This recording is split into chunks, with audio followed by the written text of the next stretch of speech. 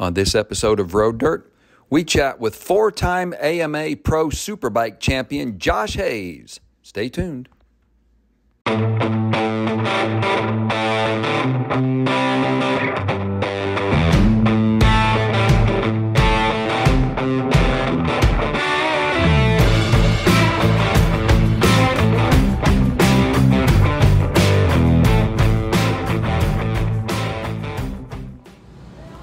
Hey, this is Rob with Road Dirt, and we are with Josh Hayes, four-time AMA Superbike champion, who had a bit of an accident a couple of days ago here at the Barber Motorsports for the final race round. Josh, what happened, man? First of all, it's a pleasure to see you. Thank you. I you. wish it was under better circumstances, man. What happened? You know, just trying to get up to speed quickly, and turn two kind of reached out and bit me, kind of caught me quick, and it was a really violent snap, and I remember it going quiet for a while, and I go, oh, this is bad. You know, when you got earplugs in, everything just goes quiet when you separate from the motorcycle, and I don't really remember the impact after that. Got a couple little flashes. The lights really didn't come on until I was in the medical center for a little while. Melissa was already sitting next to me, but unfortunately I broke my leg. Wow. First time I ever crashed my voice out. So yeah, you told me. Actually, I think I whipped and hit the ground so hard that I strained my neck, and actually it was hoarse. And I was sitting there, and I go, did you guys intubate me? Did you guys put a tube in me? And they're like, no. I'm like, huh, okay, you know, because my throat was so ruined. That was a horrible injury, but that was an odd one, wasn't it? Yeah, that was the first one for me. For a bit, First one for me. I sound like Roger in the booth now. Yeah, a little bit, just a little raspy, a little bit gravelly, you know, gargling with gravel. But yeah, I saw the replay of it.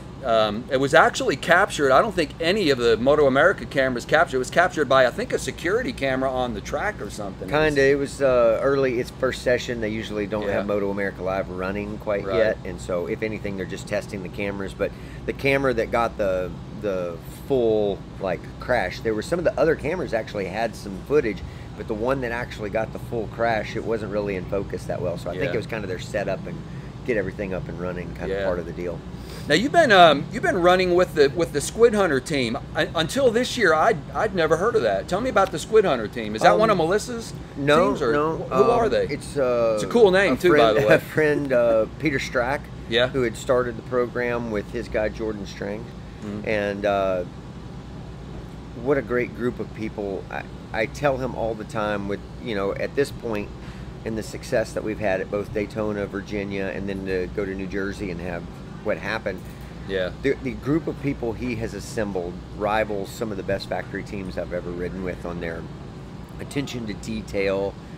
We talk about how we've done something in the past and why we do it, and I never have to mention it again. They take it and they expand on it and run with it, and their level of professionalism is not improbable. It's impossible to get that many people together and have each of them do such an incredible job.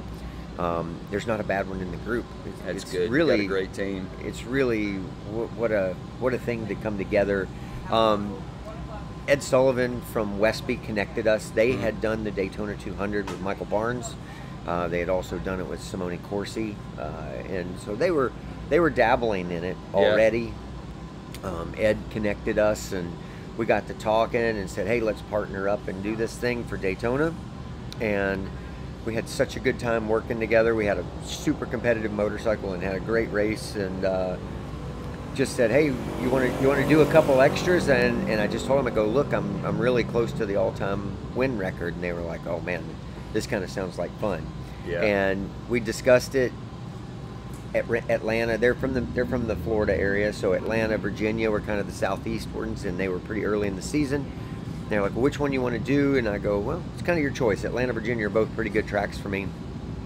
I said, your problem is if we do one, or if we do the first one and the second one, you're going to have a problem because I'm going to be leading the championship points. And that's so no they go, okay, well, let's sure. do it this other way. So we just did Virginia. Yeah. We had a fantastic weekend in Virginia, winning one and losing the other one by a hair, you know. Man, and it was tight. It was a fun race. And they were like, all right, we made the right call, because everybody wanted us in Road America, and the team, like everybody in the team has jobs and stuff, so we couldn't really, this isn't anything we can really turn around and make something happen real quickly. So we knew we wanted to do a few more, so we started making arrangements for the end of the season when we were back on the East Coast to be able to kind of finish things up. It was cool because I actually saw the Daytona 200. We covered it and for Road Dirt, and you know, it was great. When I saw you grid up, I thought, oh, Josh coming out of retirement, you know, semi-retiring, he's gonna get back on the bike. That's cool. And then when you finished fourth, man, you were like right on the front pack. I was thinking to myself, you know, there's something going on here. The guy, well, and then as the season has gone on, as you reflect on the season, I mean, you're approaching, you know, if not what some would consider middle age, and yet you are spanking the young guys. When you reflect on getting back involved again, getting back in the seat. You know, tell me a little bit about that. I never wanted to stop racing. I didn't retire. Yeah. I kind of, Yamaha's business model changed and their team shrank. My oldest teammate was 25. I was 42 at the time. So it's the way it worked out. And they wanted to keep me in the fold, so they gave me a job and actually, you know, kept me in the family, which I'm very thankful for. So I got to come back and dabble in some racing. I missed out on 18 completely. I dabbled. Melissa and I rode our own bike in Daytona in 19 and finished fourth. Had a really good run at it. In 20, we were there. We were prepared. I was one of the fastest guys. I think I was on pole for the race whenever COVID happened at the event. It canceled the event. Yeah. And then, you know, things kind of disappeared. In 19, I did get to ride quite a few MotoAmerica races in Super Sport also. I knew I still wanted to race. I was doing some classic bike racing and getting to dabble in other things. And when you get a team outside of my home that says, hey, we want to do this thing with you, I felt a certain obligation to be prepared. So Melissa allowed me the time and the selfish time to go train. And I also used that as the opportunity to train Corey Ventura, who's riding for her. So the two of us were out going to work every day. So when I showed up at Daytona, I was prepared as I had been in quite a long time. And even with our penalty and starting dead last on the grid, I remember telling the crew, they were pretty panicked. I said, you know, this is a really long race and it's okay. I think we're going to be all right. I'm prepared to do 57 hard laps, and I don't know how many people here are ready to do that. And the fact that I was able to just play leapfrog and be in, what, third place on lap 6 or something was just ridiculous. But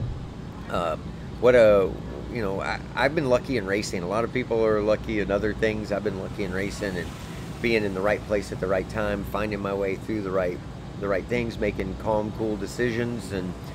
But I learned my craft. That's the thing. I wasn't just supernatural at it. I had a certain amount of natural talent. I had a decent aptitude for it, but I learned a lot of hard lessons and actually learned those lessons. So I'm able to come back and go through my old routines and things like that and set myself up for success pretty well. And having learned those things, I'm able to get back to that pretty well and be competitive still. Yeah. So I feel it's exciting to see you back out on the track.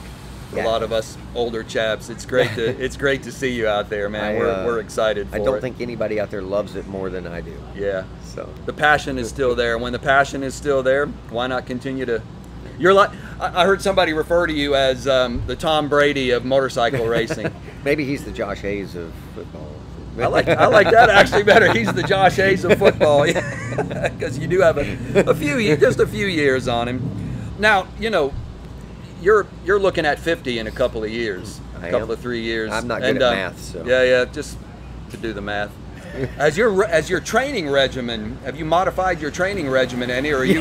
Yeah, it doesn't exist anymore. Well, I mean, not to some standard. Like, you know, when I was a professional racer, that's what I was. And once in a while, the only other job I had was to be a husband once in a while. Only when it was required in the off season. I had a racer wife too, right? Yeah. And then when racing was over, like overnight, like I finished at Barber in 2017 on Sunday. We had a dinner that night. When I woke up Monday morning, I was a husband, soon to be father, homeowner, coach, mentor, and a bunch of other things. And maybe once in a while they'll let me ride a motorcycle. And now I can add truck driver to that. I haven't seen my house since April because I've been driving the family around in our Heartland RV, following MotoAmerica with Melissa running a team, and I'm coaching, and you know the riding kind of came second to all of that. So you know, we've done what we can on the road, but I am in no way acting like a professional racer. You know, doing a lot of other jobs and getting to race in the interim, you know. And you know, the most important job are being a husband and being a dad. In fact, how has being a dad affected your racing? This is a question from one of our other writers that actually races as well.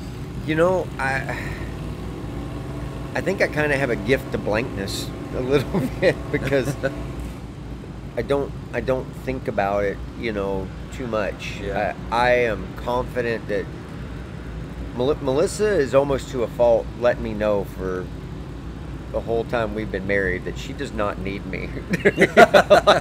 She's got it under control. She loves you but doesn't need you. Yeah, she wants to be with me. She doesn't need me, and I'm confident that I'm with somebody that if something were to happen, we both understand this world really well. Yeah. If something were to happen, I know my wife has it under control. Yeah. I don't have to worry too much. She's a smart girl. She's very capable, a loving mother, and I know things will be okay. Yeah. And I believe she feels the same way. So we're lucky to have that. And so I think more than anything, when racing was getting done and we knew Hawk was on the way, I had talked about how much I wish I could have raced and my children seen it to see me go after something I was passionate about. Yeah. And I don't get to go after it the same, like I'm going to make a career of it in my late 40s. Right. But I still have a strong love for this, and I want to work hard to be successful at it, and I want them to see that so that they will use that example in whatever it is they decide to go chase.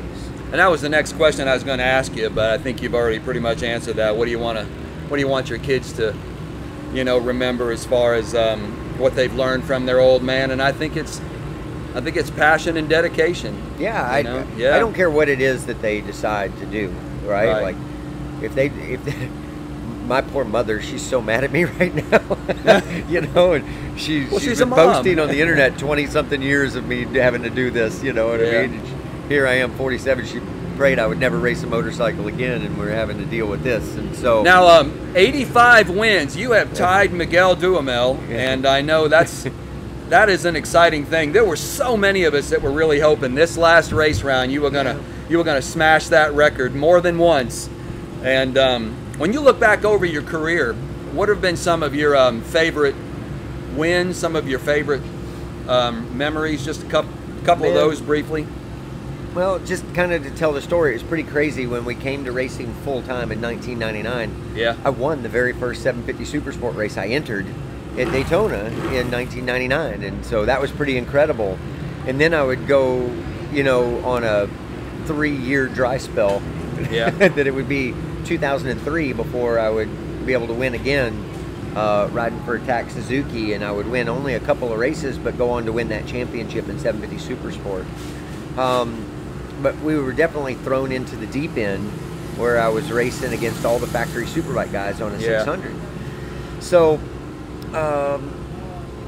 from there, I got a few wins there. 04, 05 was another dry spell, and then Arian Honda hired me back towards the 600 thing, and I won some FX races and won the 600 or the Formula Extreme Championship in 2006. Yeah.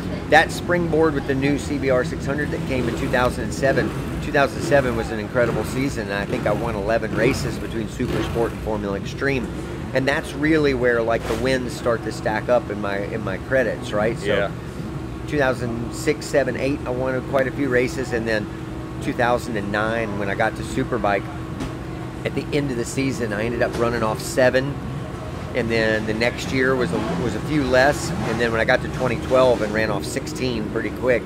Yeah. From there, 13, 14, 15, you know, 16 really put a lot of numbers in the books. And like, I can remember every time the guys came to me in the booth and they would tell me where I was on the all-time win record, right? And I never was thinking about that number. I was fortunate that I was getting there, and all I did was focus on winning these races. And so, who have been some of your toughest opponents over the years? The ones you've enjoyed racing against the most? A couple of names. You know, like when I link back, like early on, like in most of my championships, Tommy Hayden was there for so many of them. One of the Hayden boys. Yeah. Roger was there for most of my career.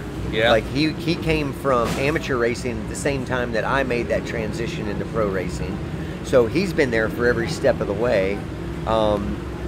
Blake Young in Superbike. I remember But I him. raced against, you know, the Bostroms, Mladen, like Miguel de Hummel. I learned so much from him and Aaron Yates and Jamie Hacking. Like, I'm going to forget so many because there are just so many to list that are people that I was out there racers, just banging bars with. And even in my amateur days when I was going to bat against Mark Young and you know, Ken Melville and Kevin Renzel and all this, I learned so much in my early years when club racing was so strong that it really set the stage well for me to be able to have the career that I had. What have been some of your favorite tracks?